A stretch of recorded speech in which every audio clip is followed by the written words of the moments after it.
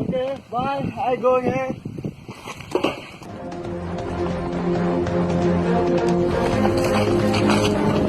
చూసారు కదా, ఈ సంతపురంలోని పెద్ద అద్భుతమైన పెద్ద వరస్ట్ మౌంటైన్. ఈ మౌంటైన్ ఎక్కి కొలిసి మనకి సరదా తీర్చేస్తుంది. కానీ ఇక్కడి నుంచి చూస్తే మొత్తం ప్రపంచం అంతా కనపడుతుంది.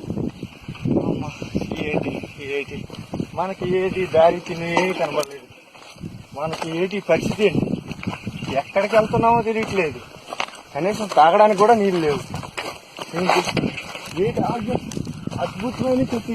చాలా చాలా చాలా చాలా వరస్ట్ ఉంది మన వాళ్ళకి. అది అమ్మ, నాకు చూస్తే ఆయాసంగా వస్తుంది.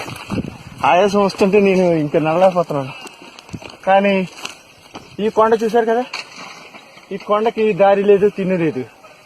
మనం ఎంత పైకి ఎక్కినా సరే, ఇది చూశారు కదా, ఈ చెట్టు కొన్న పువ్వులు ఉన్నాయి చూసారు. చాలా విచిత్రమైన ఈ పువ్వులు మనకి దేనికి ఉపయోగపడవు. అలాగే చూసారు, అది పెద్ద చెట్టు. ఇది పెద్ద చెట్టు, దీన్ని పొయ్యిలోకి వాడారు. అలాంటి వరస్ట్ పీపుల్స్ ఉన్నారు. ఎంతో అవస్థపడి ఈ కొండని ఎక్కాము.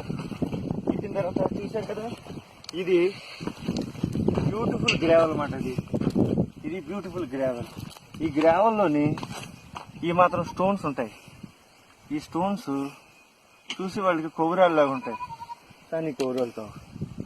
అలాగే రండి, ఇప్పుడు మనం ఇది చూసారు కదా, ఇది పలక స్టోన్ అంటారు దీన్ని.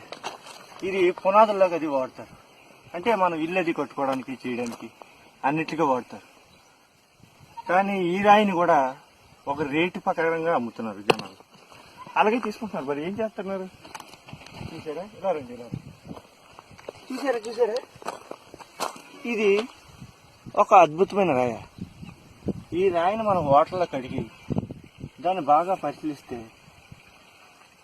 ఒక మెటల్ అనే పదార్థం ఉంటుంది. ఆ మెటల్ అనే పదార్థం వల్ల ఇది మనకి ఒక డైమండ్గా మారచ్చు.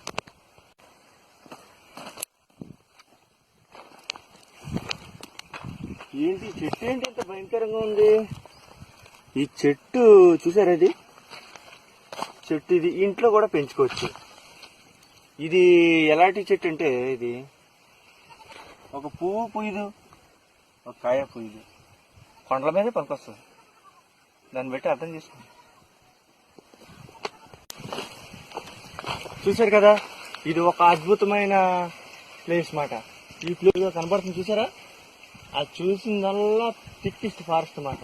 క్రూరమైన జంతువులు, అలాగే మృగాలు, ఇవన్నీ సంచరిస్తుంటాయి. కానీ అటుపక్క జనాలు వస్తుంటే వాళ్ళు చాలా ఇబ్బంది పడుతూ ఉంటాయి. అందుకే ఎర్లీగా 4 గంటలకే పని మొదలేసుకుని ఇంటికి పోతారు వాళ్ళు. ఇంకా అది ఆ ఉన్న ఏరియా. ఈ చుట్టుపక్కల గ్రామాలందరూ ఆ తోవ నుంచే రావాలి. అలా తోవ నుంచి వస్తేనే కష్టపడి వస్తారు. ఏమైనా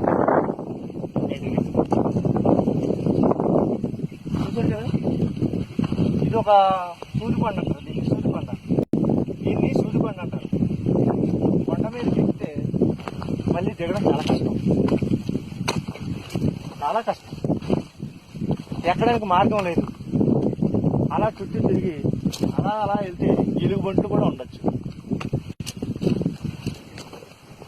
మనం ఇప్పుడు వరకు చాలా జర్నీ చేసాం.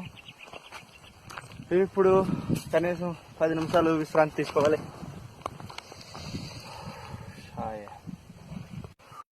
ఇక్కడి నుంచి ఏదో పెద్ద సౌండ్లు వస్తున్నాయి, కానీ మనం ఇక్కడ ఉండడం అంత శ్రేయస్కరం కాదు. మనం ఇక్కడి నుంచి త్వరగా బయలుదేరితే మంచిది. అలాగే నా రూటు కూడా నేను వెతుక్కోవాలి. దయచేసి ఇక్కడితో నా శ్రమని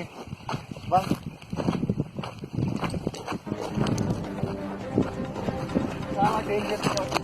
ఇప్పుడుంచి మనం డౌన్లో వెళ్తున్నాం. ఇది చాలా డౌన్ ఏరియా. మనం ఎట్టి పరిస్థితులు ఉండకూడదు.